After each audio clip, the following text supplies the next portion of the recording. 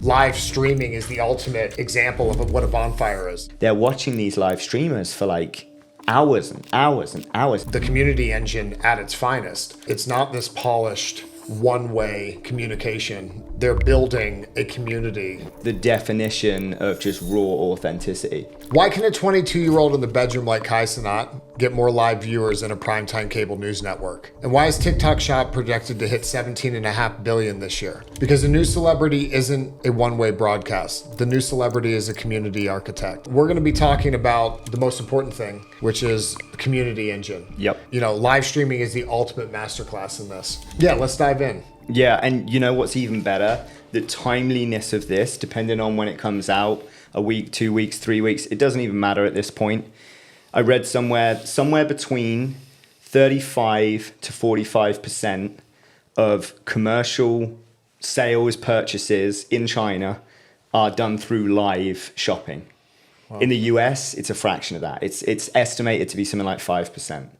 But the direction is clearly paved, and the fact that TikTok Shop's doing what it's doing, What Not is doing what it's doing.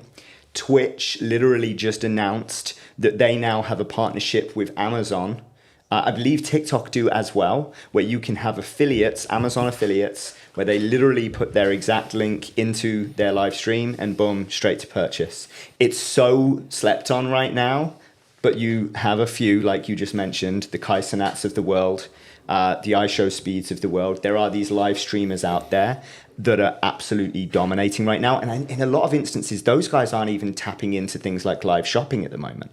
So the timing couldn't be better for the conversation. We're experiencing it with brands asking us, saying, you know, can we get on TikTok Shop? If you aren't already, you should. But it's just a really exciting and interesting conversation right now. Yeah, I mean, you were telling the story, you've told it multiple times now, but, you know, Mr. Beast was watching at a live event, you know, they're putting people on the Jumbotron. Yes. And the traditional celebrity, and all the way through to the, you know, getting, you know, applause, but the live streamers in the place erupt. And, you know, it is because it's not this Hollywood old school polished one-to-many approach. It is very much, they're building a community. Mm-hmm. This live stream, really with gaming, it began, but you know what we're seeing now is you know the community engine at its finest, being built by people that it's not this polished one-way communication. It is an all-encompassing, you're here with me raw. Yeah. What's that guy's name? Remember that fitness guy, the big white guy with the long hair that did those, that like blew up on YouTube? Oh, with the Christian vibe about him. Yeah, and he was in his car, he's working out, he was making, and he was going like putting, it wasn't live, but it was. Oh, you're thinking of Sam Sulek. Yes. Yeah, because like when it was at an age when we had a ton of in-your-face short-form content, and then he just dropped a YouTube channel and started putting like 4-hour unedited clips on YouTube every day. I mean, it was it still is the definition of just raw authenticity. Yeah. And the audience aren't just being, or at least don't feel like they're just being talked to. They feel like they're a part of the conversation. And then the live component just takes that to a whole new level, where the audience are literally a part of it, because they're now dictating and sharing ideas in real time to these live streamers of what they should do, how they should react, where they should go, what they should say. Mm-hmm. And so that control, or that at least involvement, and no wonder you go to a live event and they put, to share that example with everyone watching this, you know, Mr. Beast and Hormozy were talking about a live sporting event that one of them was at. And on the Jumbotron, they would put, you know, a TikToker, and the crowd would be cheering. They would put a traditional celebrity, a TV star, whatever. The crowd would, of course, be cheering. But then they go to the YouTubers, the long forms, the people that have spent real time, to your point, Sam Sulek, 4-hour-long videos, even hour-long videos. You know how many 15 to 30 second shorts you're going to have to watch of someone to consume an hour of their content? But they're putting out those hour pieces of content over and over and over. Like you can't catch up to that with short form. Mm-hmm. So you feel like you know these people so much more. And so, of course, the crowd are erupting even louder when it's the YouTubers, but then comes the live streamers. And kids, not just kids, but adults as well, they're watching these live streamers for like hours and hours and hours. And you're right, I did it during the pandemic on gaming. I was watching Ninja and I was watching Nick Merckx, and dude, I'd have them on in the background for like 5 hours. I would just be doing my thing, but I'm just like listening to them like it's a homie in the room talking. So you feel like you know them because you're learning so much about them in real time. No shit, when commerce comes along and they say, oh, you should, I mean, I did it. I bought my Xbox controller because Nick Merckx said this was the best one. I'm like, oh, Nick knows. My homie Nick. Never met the dude. But you develop that connection. Yeah. Well, it's wild. I think the pandemic probably, accelerated this majorly Without a doubt. because everybody was longing for connection. Yeah. And some community feel when everyone was stuck in their house, cabin fever. But yeah, it's depth of audience. We call it the sparkler and bonfire method, right? Where bonfire live streaming is the ultimate example of what a bonfire is. Yeah. Traditional long form YouTube, email newsletter where you go really, really deep and take people on a journey. And then when we say sparklers short form content are supposed to lead people to these more longer formats where they can get real depth and get to know you or your brand. And yeah, live stream. It's happening live in person. You're contributing to where content goes. You're seeing people raw in their own, and seeing them mess up and seeing them just be authentic. When, a big part of, I forgot which podcast I was talking about it on, but, my kids sitting on the other side of the store, they're like, what about social media for them? Because it does create the short form polish, the Instagram model, it is a very polished and, a world where you're putting and projecting the certain image out. Brands do it. Yeah. And people do it. And live streaming has completely dropped that veil and guard, where you feel like you're a part of it. I imagine, I wasn't very big into live streaming during the pandemic. I did watch some videos where, on Twitch, some clients we have, but being able to interact not only with the person that is live streaming, but with the community that are all there with very, very similar, affinities to things. It's game changing. And you said it perfectly in terms of the community aspect, because that really is, it's dangerous to say that's the largest part of it, but it's a huge part of it, that's for sure. Because these communities take on a life of their own. They self-moderate, right? Like we've seen it in really like diehard Facebook groups. And you'll speak to a brand or a client that has a large Facebook group and it's like, wow, it must cost you a fortune having moderators and all this stuff looking after it. It's like, no. The community just moderates itself. We don't allow people in that don't mirror these values and these beliefs that we share, and we hold that tightly and dearly, and the community rises up and controls it. It's an incredible thing. And so when you see that within live streamers, it's the same thing, right? Because there's so many different live streamers now. You can go and watch someone cook live. So you're not going to get, you're going to get a certain type of audience there, and they're going to be sharing ideas and things like that. And again, it's going to self-moderate. Same thing with gaming, same thing with, whatever industry. But the community aspect is arguably the largest part, and it ties into the community engine that we've spoken about.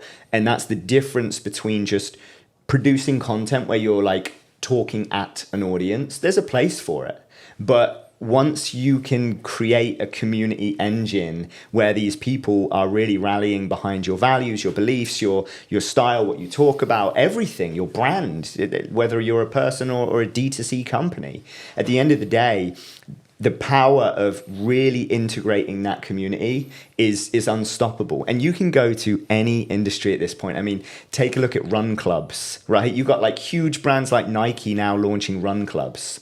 One of my favorite bands is Blink-182, and Travis Barker, the drummer on the side, is launching his own run club, where before he goes out on set to perform at his local concert wherever he is in the world, he's doing a run club with thousands of people showing up because they're just like bought in to Travis Barker, his brand and what he's doing. And off the back of that, no shit, he's launching, health and wellness startups and different brands because people are buying into all of that along the way. But it all comes back to that community. Mm-hmm. Well, you have force filtering.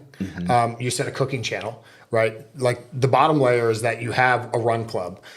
it's a very specific community around people that really have an affinity or a like for something. One, and then you have the proximity piece of it with live streaming, or with, I mean, crypto seeing it with Bonk and a whole bunch of stuff, and where you know, people are launching coins that have a streaming component to it, which is completely, it's not caught on yet completely, but it's popular.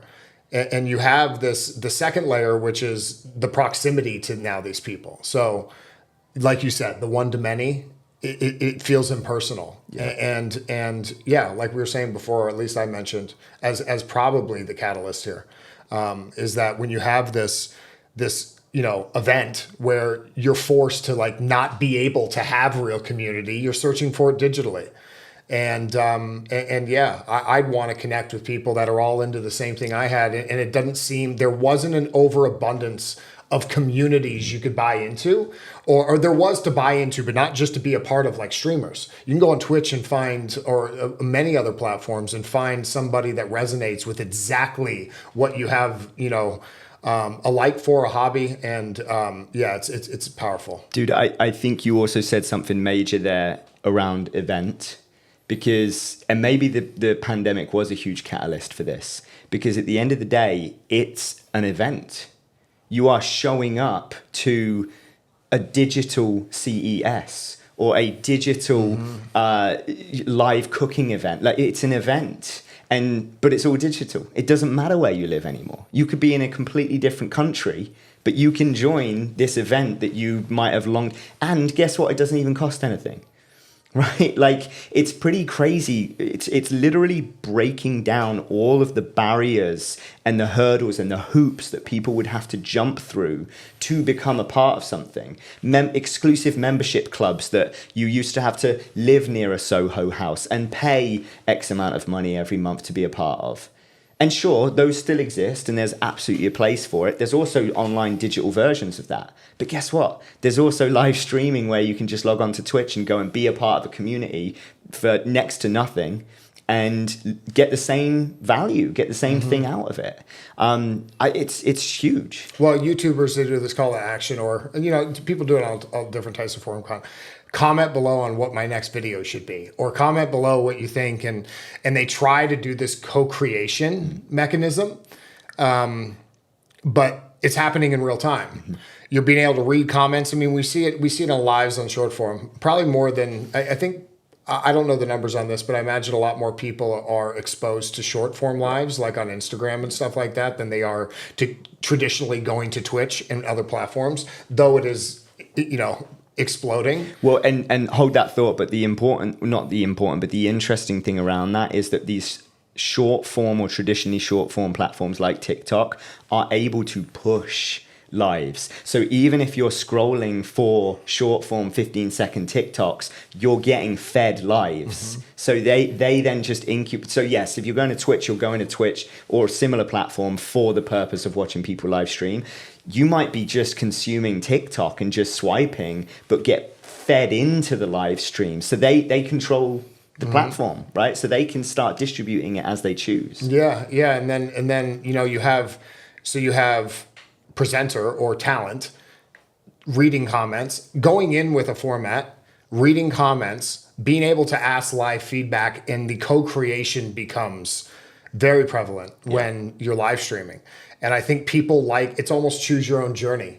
You know, there's a video software, Lightspeed VT, and you know, Brad Lee's company, and they do training where you can choose your own paths. And he blew up pushing that for corporate, you know, reasons and some different use cases. But, you know, with live streaming, I haven't stuck around for a 24-hour Kai Cenat live stream. But, you know, when you have hundreds of thousands of people on a stream, and, you know, they're all interacting with each other, Kai is interacting with them, guests coming on, questions being asked, people being able to donate and it pop up on the screen, or contribute in some way, whatever that is, or to a bigger cause. A really big live stream, you know, that happened was the one for the Palisades fire. They did a benefit concert, and you got to see it live there too. So they're using it in very interesting ways. But live streaming, and I guess the next point is like, what does this all mean? and it feels like the traditional slow model of media. It's not dead, but it's slowly getting market share taken from it, and the Gen Zs are going to drive this next wave of where money goes, and they've already proven that live streaming is the place they want without a doubt, and it's only growing. And I mean, this is very pop culture relevant now when you start getting into the weeds of it all, like I said, of the iShow Speeds and the Kai Cenats and the Aiden Rosses. But now Kai's record actually just got broke by one of the FaZe Clan boys, and that's quite interesting because we talked about gaming earlier being an initial catalyst to this. Not to get into the depths of FaZe, and I could go at nauseum of like the story of the OGs in FaZe and now the new kids on the block, but it is they saw the power of this thing and they invested in it, and sure enough, they've now got Ronaldo, and they've got Lacey, and they've got I don't know 5 or 6 huge streamers because they've just gone all in on it and they've poured resources into this thing. And so what you saw in the early days of Instagram and TikTok, where you had these content creator houses, they've leveraged a similar model but brought the new age of live streaming in, and now they're all supporting each other's live streams, cross-pollinating and blowing it up. And why that's so interesting right now is that in the early days of Instagram, TikTok, mainly Instagram, because TikTok's a little newer than Instagram, but what you saw was this first mover advantage, right? Like the early influencers, they weren't necessarily the best content creators or the best in class at what they did, but they bought up all the real estate, right? Mm-hmm. They got that kind of following early, and now is that opportunity in this environment. But it's really interesting watching people navigate it, not just from the creator side, but from the brand side, right? Because on Instagram, you now have huge brands on Instagram. People follow brands for entertainment on there at this point. Mm-hmm. But live streaming, you're not seeing that just yet. You're starting to. Elf, famously in the beauty space, is one of the first in the beauty environment to start embracing it. Mm-hmm. Mary Ruth Organics have really embraced TikTok Lives. So you're starting to see it with these different brands, but it's so early and it's exciting because on the creator side, there's also the question mark around the revenue. There are creators that are making more money just off the attention, not selling anything, just off the attention, the eyeballs, the YouTube AdSense, the platform ads that are running on these different platforms anyway. So then the question mark comes in, do they even want to launch brands? Do they even want to do partnerships? And the partnerships that you are seeing, this goes into a whole different territory of like, but it's taken up a lot by like the stake gambling websites of the world and the DraftKings sports. DraftKings, the biggest sports app on the planet on Apple's store is DraftKings. Mm-hmm. It's not ESPN. It's yeah. And so but it's money, right? There's so much money coming in. So that's a whole different conversation. But I'll circle it back to my original point there that it's so early days of like, where are the areas of opportunity for creators, brands, revenue generation, and ultimately, it's going to go where the money goes, as with everything. So it's going to be very interesting to watch. Yeah, well, I think that the next, you have this live shopping aspect. It feels very, at least how it's done here. I've seen the China and they go fly through the items and doing this, and it's entertaining but I imagine in a society where there's a lot of fakes and there's a lot of stuff, being able to see something. Nordstrom does a good job of this. I think on every single one of their items of clothing, at least in the men's, they actually have a video on the scrolling gallery where you can they hold it up and you can see it and they talk to the fabric. But I think it's what we call conversion coherence. Because, it's in Gary Vee talked about it, how the jab, jab, jab, jab, jab, and then hook.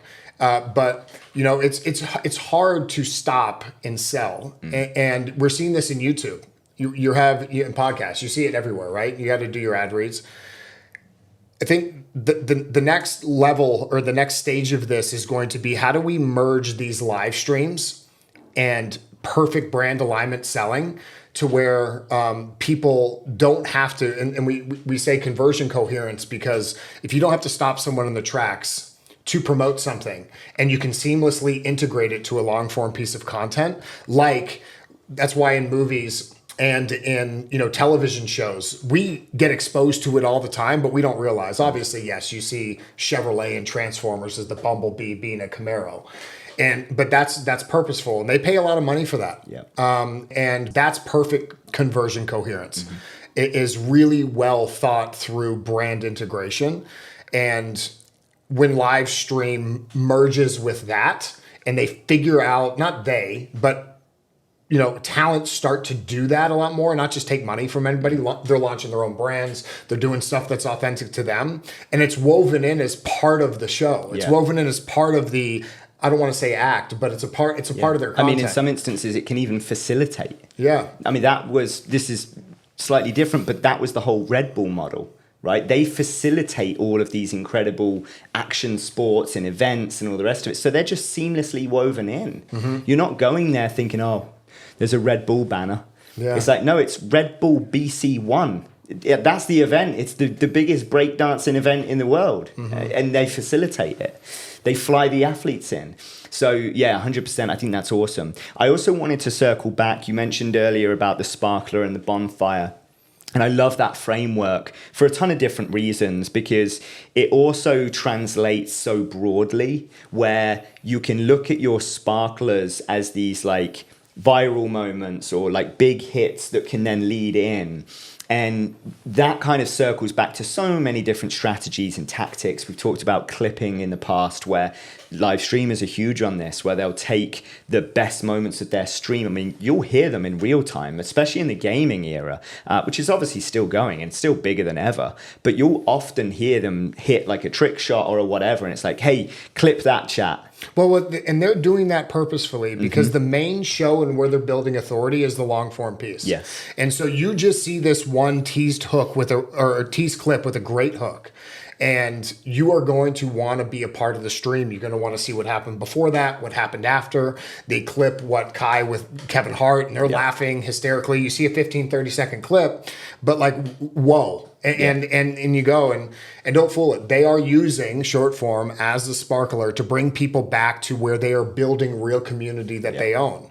And these are these live stream platforms. Yeah, I love it. It's the sparkler bonfire framework working with the community engine, right? It's driving into the bonfire, the main platform, the main ecosystem, where they develop their community engine. And then it's just a flywheel at that point. Because to the point earlier as well, in regards to like, they are going to figure it out. They is the talent. It's always going to be led by the creators. And that's the coolest thing in this space, because the old ways of doing things, it was gatekept. To this day, it still is in the TV and the film industry. But guess what? Social isn't. Well, talk about gatekeeping. When we were just talking about this, when you said Ronaldo, because I didn't know that, right? Not Cristiano, by the way. Yeah, they have a young streamer. Though Cristiano Ronaldo, which is probably where you're going with this, has also now embraced. Well, but it's interesting, because Mr. Beast, you can go down all of the big YouTube channels. And those are full. There's a reason why Mr. Beast doesn't put out that many videos. They are very, very hard to make. And they're expensive. He has a gigantic team. Even shooting vlog type YouTube content that has to be then cut, and you're speeding it up, and you're having to frame and reframe and bring people back in and tease endings. There's a science to it. Live streaming is the lowest barrier to entry content format, and you flip a camera on. Now, obviously, you have to be engaging, and you have, there's all of these things just in general to keep an audience and to keep people engaged. But if the rise of live streaming has given the opportunity to these people, like, well, I'll use a Cristiano Ronaldo because that's where my head was going. He could just flip on a camera and hang out around the house for an hour, and probably, if not millions of people jump on. But he's like, this was easy. Dude. I could have a couple different cameras. I could have somebody moderating it. It's a him and his him talent. one person running it, and it's not like him sitting down, because if we were to put a content strategy traditional method with social media around for somebody like him, which we've done plenty of those, it would take a team. It would take production, pre-production. It would take content ideation. Then it would take amazing post-production, and then a distribution plan of these things where they can turn this on. There's a reason Sam Senek, is that his name? Sam Sulik. Sulik. Yeah. Sam Sulik was just like, I'm just going to upload it raw, and it's going to go. And people, it was such a jolt to the system because people weren't doing that, that he got a very large audience based on it, but it was super simple for him to shoot. Didn't matter if he dropped the camera. It was part of the thing. Yeah. It like, oh, my bad. yeah, because like, you know, we've shot a podcast or two, and I wanted to go back and re-say something. Or, you know, or in any, you know, edited format of video, it is polished. Yeah. And, you know, not having these things be edited, being able to flick a camera on and go live, and have a format. Obviously, you know, practice makes perfect with getting reps in and keeping engagement, but it's a different world. You know what's really interesting? This we should probably save to deep dive in on another pod. But I was thinking about it a lot because AI is obviously such a huge thing and is going to continue to be. The world is never going to be the same again. Like, we might as well just embrace it. It's the new internet, right? It's not going back. You're not putting that back in the box. It's a new world now. How far, what happens, we'll wait and see. But it's a new world. With that said, AI content is getting better and better, and people can't tell the difference, at least not now. Maybe that will change, I don't know. But I think it's going to go even more so that people can't detect it. And so what are you going to crave when you no longer know if the polished content is real or not? Authenticity. You're going to crave the person that dropped the phone and picked it up naturally and walked around the house and did the this, did the that. It plays into the live streaming thesis so powerfully. And then to your point of taking huge celebrities like Cristiano Ronaldo and saying they're now launching YouTube channels, which he has. They're now leaning into live streaming, which they are. Justin Bieber has just set up a Twitch channel about a week or two ago. You can go and watch him live, just playing the drums at his house. But people he's a musician. Exactly. And people, and if he's jamming every day anyway. Flick on a camera and give people a look behind the scenes. He's passionate about basketball. So he's now just signed up at one of these leagues and people are filming the content, but he's got his own live streaming crew with him. Why not? People want to see behind the scenes. Here it is. Yeah, and I think the bridge to young people or people looking to get in content space, it's obviously getting the reps in and being able to talk on camera, but it is having a very, we go back to this in Authority OS quite a bit, but creating your own angle. We call it the new game.